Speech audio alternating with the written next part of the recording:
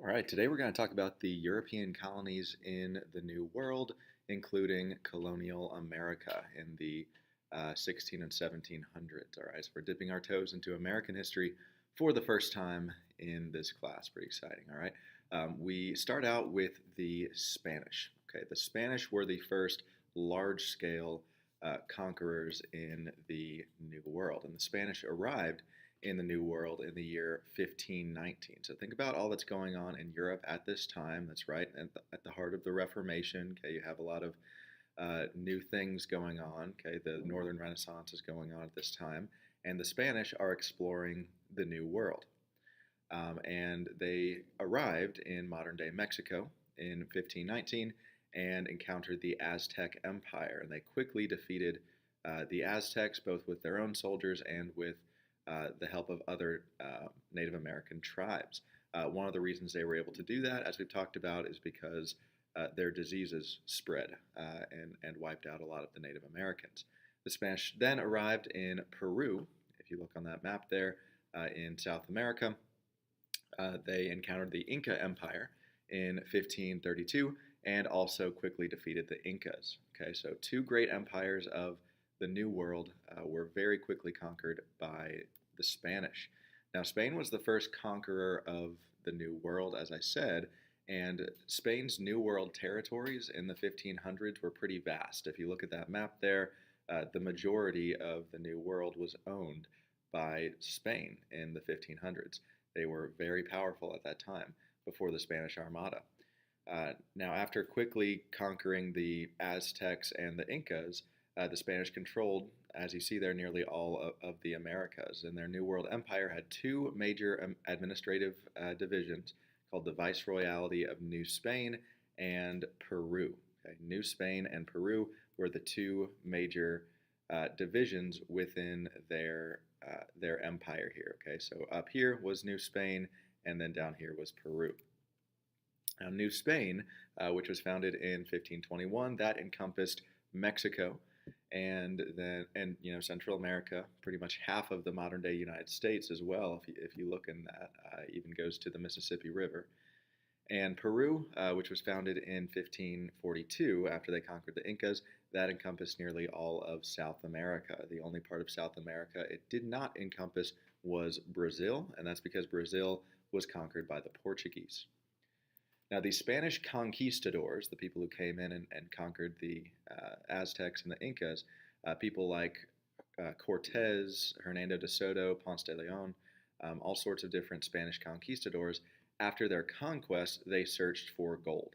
They wanted to find gold just like Columbus did. Okay, people were always looking to find gold and riches in new lands. And in the process of trying to find gold, they actually found a huge number of silver mines. They did not find much gold at all, but they found a ton of silver. And Spanish silver mining in the Americas made Spain the richest country in Europe during the 1500s. It made them incredibly wealthy, taken back by the shipload to Spain.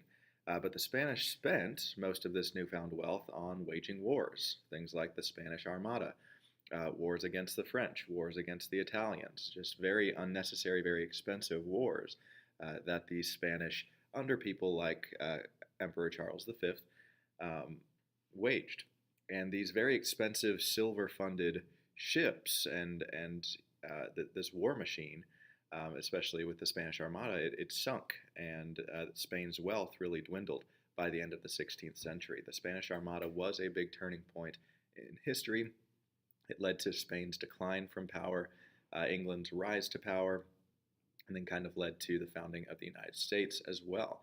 Now, in the 17th century, moving into the 1600s, England and France became the powers to be reckoned with, not so much Spain anymore. They were the ones challenging Spain in the New World. So if you see on that map there, all the area in the purple, that is where France explored. That became known as New France. They were encouraged by King Louis XIV, and the French explored in Canada, as you see there. That's why to this day, in this area of Canada called Quebec, they still speak French primarily in a big chunk of Canada. They also explored around the Great Lakes, as we see here, what we call the Midwest, okay, the Great Plains, all the way down the Mississippi River, okay, the border with our state, Mississippi, and this area became known as New France. Okay, so you have New Spain right here, and now you have a rival with New France. And the English explored and settled a couple different places on the East Coast. First, they settled at a place called Jamestown, Virginia. Now, I remember we talked about this, why it was called Jamestown, Virginia, because the King of England at this time was James, and their queen, who had just died 4 years earlier, was Elizabeth, known as the Virgin Queen. So Jamestown, Virginia, was in honor of both of their monarchs. This became England's first colony in Virginia. Then, about 13 years later, in 1620, a second English colony was established in Plymouth, Massachusetts. Eventually, it became known as the Massachusetts Bay Colony. But in Plymouth, Massachusetts, that is where the Pilgrims came on the Mayflower. So these settlers, these Pilgrims, they were seeking religious freedom because they did not agree with the practices of the Church of England. So remember, going back to the Crusades, the term pilgrimage is a religious journey. Well, this was a pilgrimage for these people we now know as pilgrims who came to the New World. First Thanksgiving, you know the story. And the reason why they're called pilgrims is because they were fleeing from religious persecution as they saw it. So they were called Puritans. Okay, they wanted to kind of purify the church, so to speak. And this region eventually became known as New England. Okay, so you still have, those 6 states in the Northeast today, still Maine, Vermont, Massachusetts, New Hampshire, Rhode Island, and Connecticut. That's still today called New England. And so you have New England, you have New France, and you have New Spain. Those were the 3 major exploring countries and conquering countries in the New World at this time. And then of course, you have the Portuguese in Brazil. So the French and the English were very different in their contact with the Native Americans. It's really easy to just kind of overgeneralize all Native American tribes and overgeneralize all Europeans, but let's try to make some distinguishing traits here. So the French were really only interested in trade. They did not really care about taking over land.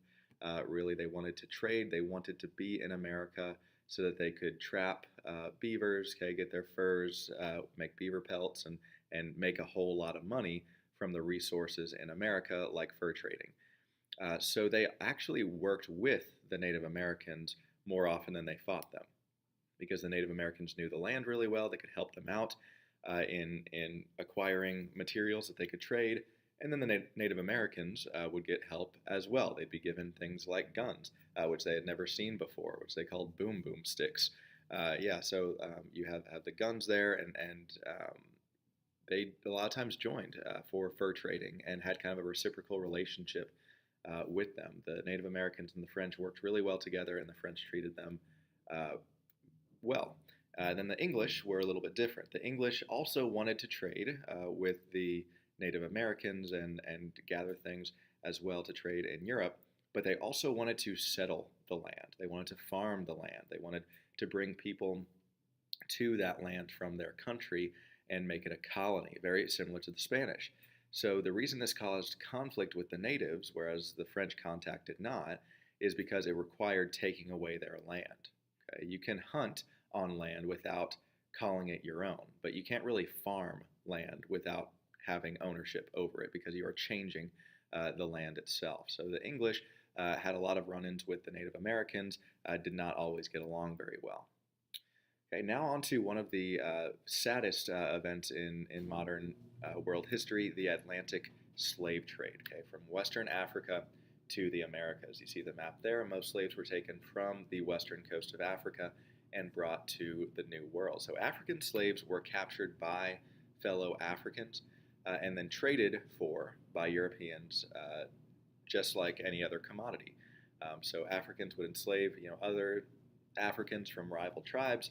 Europeans would sail down to Africa and purchase these enslaved people, just like they would any other commodity, and they would take them to the New World. So from 1500 to 1880, over 10 million Africans were forcibly moved from their homes in Africa to the Americas for slavery. 10 million people.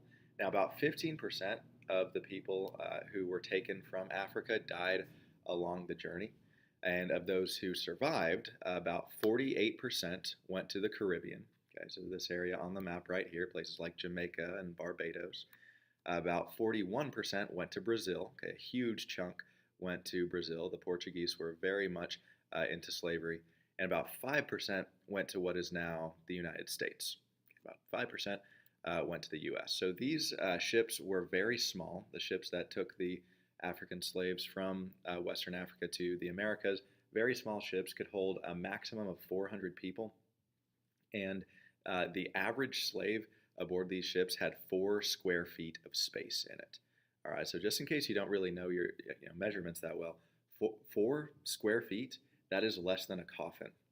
All right, so that is how much space they had, less than a coffin. That's how much space each one had. You see how they're kind of packed in on this picture here. Okay, so just terrible conditions for the weeks of journey from Africa to the Americas. Now, the Atlantic slave trade was very different and really worse than other forms of slavery in history. Okay, no form of slavery is good, but not all slavery is created equal. There were some forms of slavery in the ancient world that was not nearly as brutal or barbaric as what we think of as slavery. Again, not to say that's a good thing ever, but the Atlantic slave trade was much worse than historical forms of slavery because it was called chattel slavery. Chattel slavery. So that meant that slaves were seen as movable property. The word chattel comes from cattle. It kind of sounds like cattle. They were treated as livestock.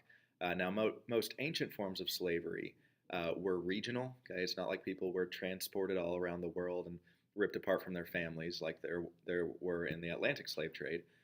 Also, most forms of ancient slavery were temporary. Like, for example, you would work for like 7 years to pay off a debt, and then you'd be free. That was a very common form of slavery. For example, in the Bible, it describes that. And also, most ancient forms of slavery were much less dehumanizing than the Atlantic slave trade. So the Atlantic slave trade was not indicative of all slavery in history, but it was very, very brutal. Okay, it was much worse. Now, slaves in Brazil were treated worse than slaves were treated anywhere. Much worse than they were treated in America, even worse than they were treated in the Caribbean. And just to show you how badly they were treated, most slaves had a life expectancy of 23 years old. 23 years old, incredibly young age to die. And slaves in America were still treated horribly, but much better than in Brazil. Now, because slaves were treated a little bit better in the United States, that caused an increase in the population of slaves in the U.S. because people lived long enough to have kids and they would survive longer and things like that. So the slave population in Brazil began to decline because slaves kept dying so quickly. Masters would beat their slaves to death sometimes. Sometimes they'd be working in mills or factories, and if their hand got caught in a machine, a person would just come around and cut it off, and then they'd just keep moving. Just terrible ways that they were treated in Brazil and really in the Caribbean as well. All right, so those are some European colonies in the New World. And of course, the one that's most important for our purposes is America, okay? British America, Colonial America. So we're going to learn a little bit about what life was like in Colonial America, okay? Late 1600s going into the 1700s before the American Revolution. So starting out with education, okay? Unlike most societies in the world, America has always very much valued education. We did not have to go through, the Dark Ages or any time like that. From our very beginning with European settlers, we have very much cared about education and valued it highly. The 3 oldest colleges in the United States are Harvard, probably not surprisingly to most of you guys. That was founded in 1636, all right, about 140 years before the United States actually existed. Harvard existed. Harvard did. The second oldest college is the College of William and Mary, founded in 1693. That was founded by King William and Queen Mary of England. Remember the Glorious Revolution? They took over. They took the throne from James II, and that college, which is still around, it's in Virginia today. That's where Thomas Jefferson went. That is still named after them. And then Yale was established in 1701. So those are the 3 oldest universities in America. Now, since American colonies, as I said, were founded after the Renaissance and during the Enlightenment, education has always been valued here. Now, by the 1700s, England had conquered and settled most of the east coast of North America. And this territory they divided into 13 colonies, the 13 British colonies. And life in colonial America, for the most part, was pretty peaceful, but it was also pretty difficult. Most colonists chose to move to North America for the chance of a better life, and therefore they were optimists. So if you think about the type of people you surrounded yourself with whenever you went from Europe to America, you surrounded yourself with risk takers, with people who were positive and believed that there was something better beyond the horizon. All right, so it's kind of a good group of people to be around, and that those are the type of people who formed the United States of America. Now, most families were either farmers or tradesmen. That was the most common form of work in colonial America. Slavery existed both in northern and in southern colonies in the 1700s, and the major cash crop was tobacco. That was the most common thing on farms, even farms that were tended by slaves. Okay, tobacco was the cash crop. It was sent by the shipful all the way back to Europe. Then something happened in the mid 1700s called the Great Awakening. This was a time of religious revival and religious enthusiasm and fervor in the American colonies. So this movement really changed a lot of Christian rituals, making American religion look and really feel much more different from European religion. If you went into an American church after the Great Awakening, you could tell that this was an American church, not a church from the old world. Things just looked different. Okay, there was a new type of enthusiasm and energy in American churches that simply wasn't in Europe. So the vast number of different denominations living together at this time and place was uniquely American. Okay, so if you went to England, pretty much everybody was Church of England, or else you'll get killed, right? If you went to certain parts of the Holy Roman Empire, it was entirely Protestant. Other parts were entirely Catholic. Italy, Spain, France, Poland, those were pretty much entirely Catholic. You have very homogeneous religious areas, whereas in America you have a ton of different denominations living together in the same town. You have Baptists, you have Catholics, you have Lutherans, you have Presbyterians, you have Church of England, all different sorts of denominations in the same place, living together mostly peacefully. So that was uniquely American at this time, and it was a trademark of the Great Awakening. Now, there was a war fought in the mid-1700s as well, called the French and Indian War. Okay, it's also known as the 7 Years' War, and it was fought partly in Europe and partly in America. I would say mostly in America, and as well as modern-day Canada too. Britain and Prussia fought this war against France and Austria. Those were the major enemies in this war. Okay, was Britain and Prussia versus France and Austria. Now, most of the large-scale fighting was done in the state of New York and also in Canada, okay, in the French settled area of Canada, as you see on that map there.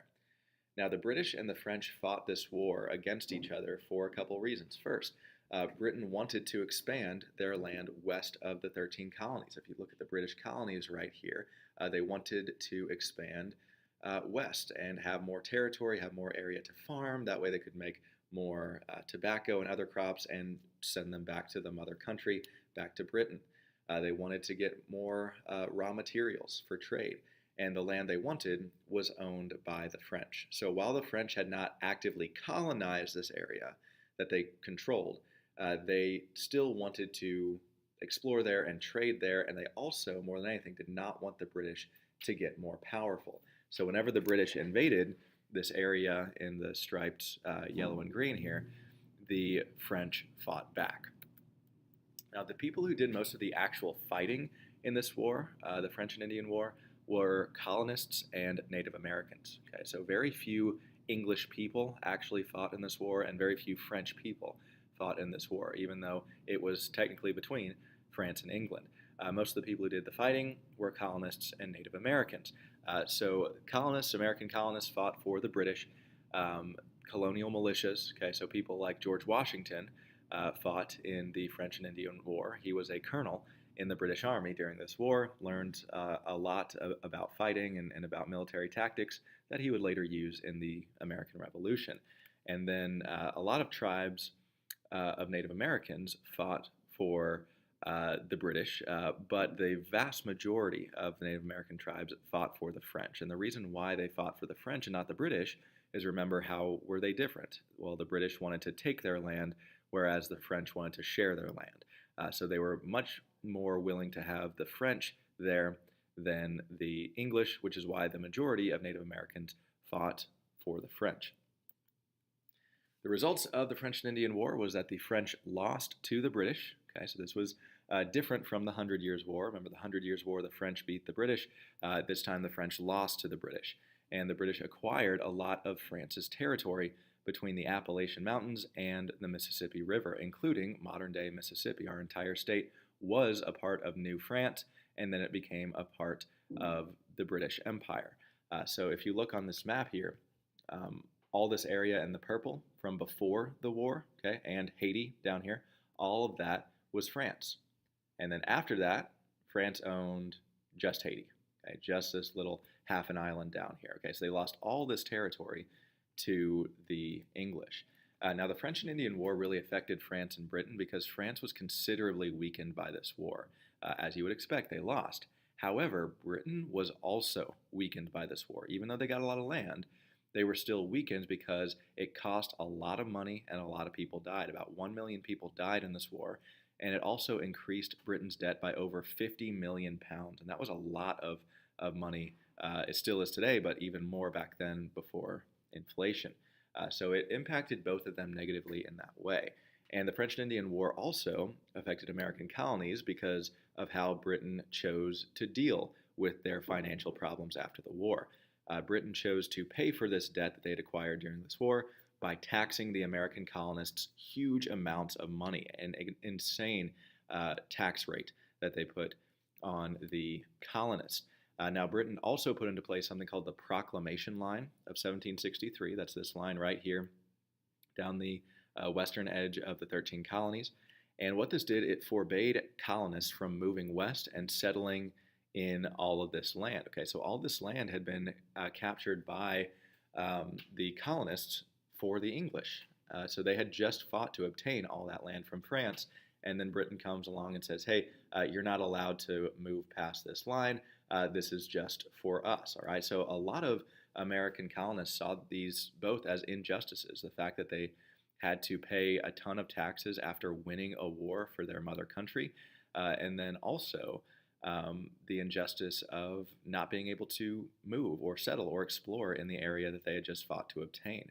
So this caused a lot of colonists to kind of look for a way to break free from the oppressive rule of Britain. Okay? And that led us into the American Revolution, which we will talk about next class.